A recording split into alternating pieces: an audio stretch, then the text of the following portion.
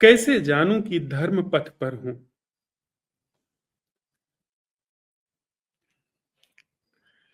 एक कविता सुनिए।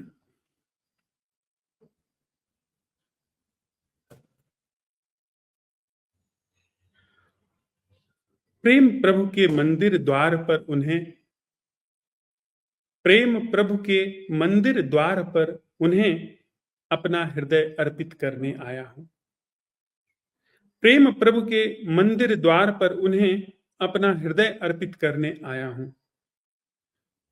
प्रवेश को सीढ़ियों के पायताने पर पांव धरूं। प्रवेश को सीढ़ियों के पायताने पर पांव धरूं। पाता हूं यह तो काशी के उस जुल्हे का धड़कता हृदय है। पाता हूं यह तो काशी के उस जुल्हे का धड़कता हृदय है जिसने इस चौखट पर अपना सिर उतार दिया था। यह तो काशी के उस जुल्हे का धड़कता हृदय है जिसने इस चौखट पर अपना सिर उतार दिया था। इसे लांघ इसे लांघ दूसरे पायताने पर पांव धरने को बढ़ता हूं। इसे लांघ दूसरे पायताने पर पांव धरने को बढ़ता हूं। अरे यह तो चित्तौड़ की उस राजरानी का हृदय है। अरे यह तो चित्तौड़ की उस राजरानी का हृदय है जो लोक लाज त्याग इस चौखट के सम्मुख जीवन भर नाची थी।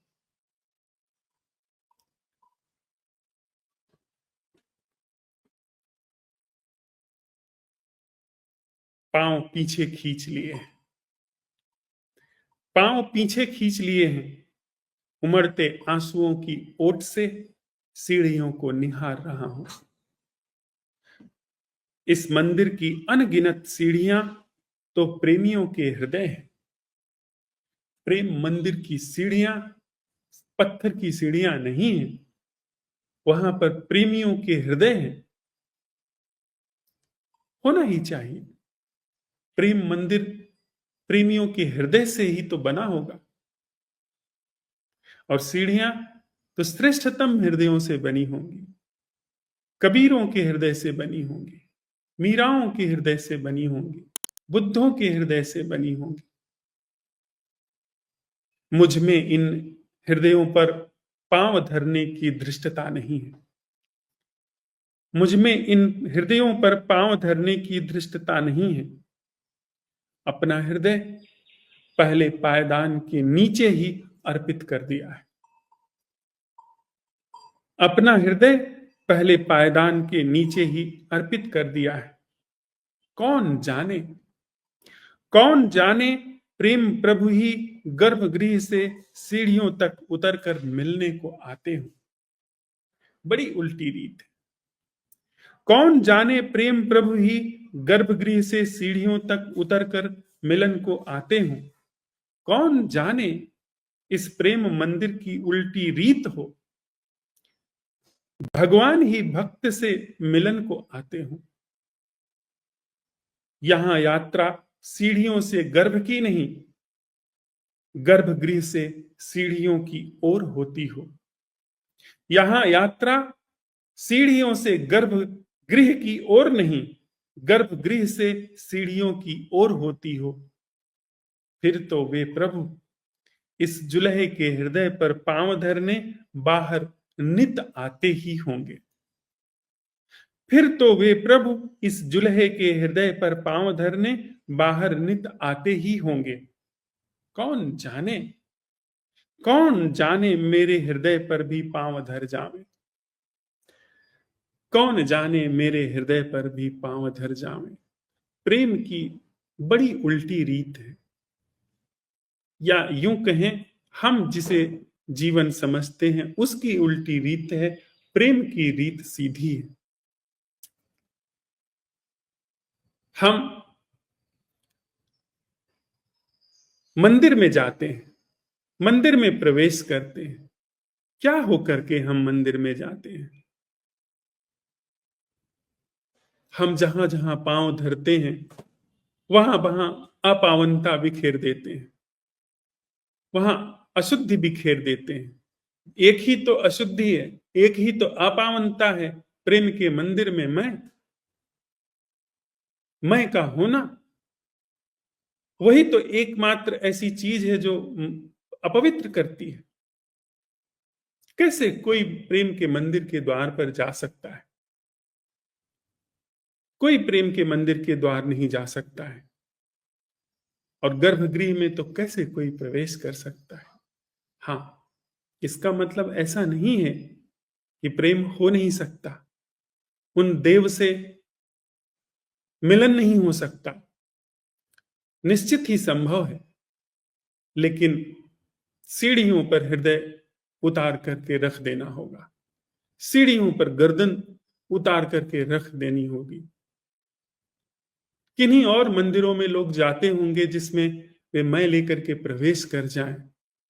शायद जहां भी मैं लेकर के प्रवेश होता हो वह कोई राज दरबार होगा, वह कोई मंदिर न होगा। मंदिर में मैं से प्रवेश हो ही नहीं सकता। जहां मैं नहीं होता है वहां प्रेम स्वयं चल करके आता है। तो ठीक ही कविता कहती है कि पहले पायदाने पर कबीर का हृदय रखा हुआ है, दूसरे पायदाने पर मीरा का हृदय रखा हुआ है। संतों के हृदय प्रेम की सीढ़ी के पायदानों पर धरे हुए। प्रेमियों के हृदय से प्रेम के मंदिर की सीढ़ियां बनी हैं, पर यात्रा सीढ़ी से गर्भगृह की ओर नहीं है, गर्भगृह से सीढ़ी की ओर है। गर्भगृह से प्रेम के देवता निकल करके सीढ़ियों पर पांव धरने आते हैं, न कि सीढ़ियों से होकर के प्रेमी गर्भगृह में जाकर मस्ताभिषेक करते हैं। जरा उल्टी रीत है प्रेम की।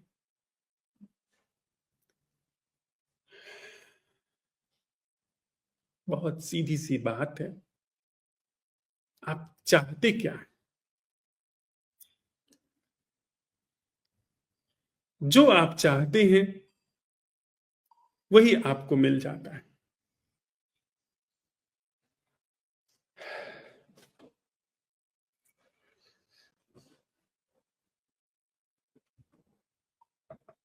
सीधा सा सूत्र है। प्रेम के पथ पर या प्रभु के पथ पर, सत्य के पथ पर, सम्यक जीवन के सम्यक बोधि के उघाड़ने में कि जो भी आप हो उसकी आहुति हो, उस आहुति से जो प्रसाद मिले उसकी भी आहुति हो। समझे आप बात? प्लीज समझिए। अगर आपने यह सवाल पूछा है इसको समझते चलिए, हृदय में धरते जाइए, मांझ लीजिएगा, मानिएगा नहीं, मांझ लीजिएगा कि यह सच है या नहीं। आहुति दीजिए, आप जो हैं उसकी आहुति दीजिए, उसको देखिए, जस का तस देखिए। जस का तस देखना आहुति है। जब आप जस का तस देखते हैं, जब आपकी आहुति होती है, प्रसाद उतरता है, उस प्रसाद की आहुति दीजिए। जैसे ही प्रसाद आपको मिला उसको अपने से बिलोंग मत करिए, अपना वह प्रसाद मत बनाइए।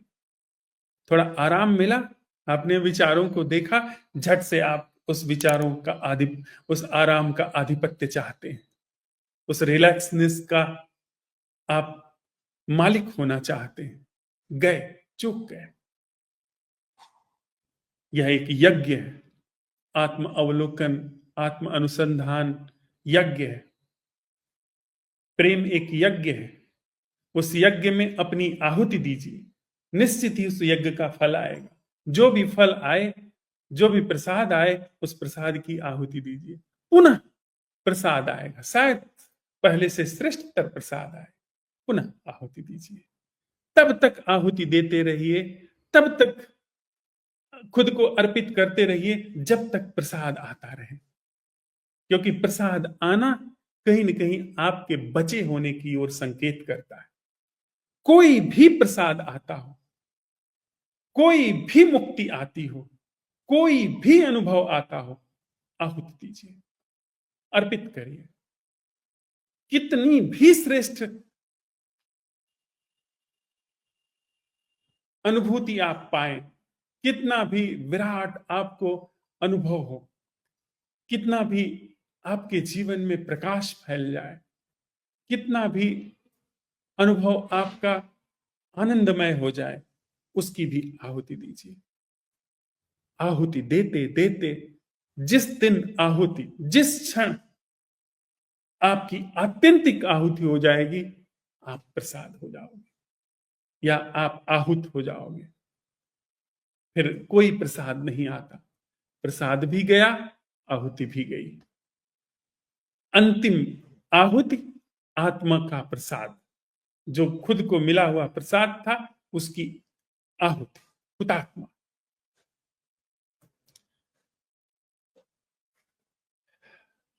यह सबसे सटीक मजा हुआ उपाय है। जब तक आपको कोई भी अनुभव है, अच्छा हो कि बुरा हो, उसकी आहुति दीजिए। जब तक प्रसाद आता है, जब तक अनुभव आता है, यह समझिए कि अभी यज्ञ पूरा नहीं हुआ, अभी प्रसाद मिल रहा है। जिस दिन आहुति समाप्त हो जाए, प्रसाद समाप्त हो जाए, उस दिन यज्ञ पूरा होगा।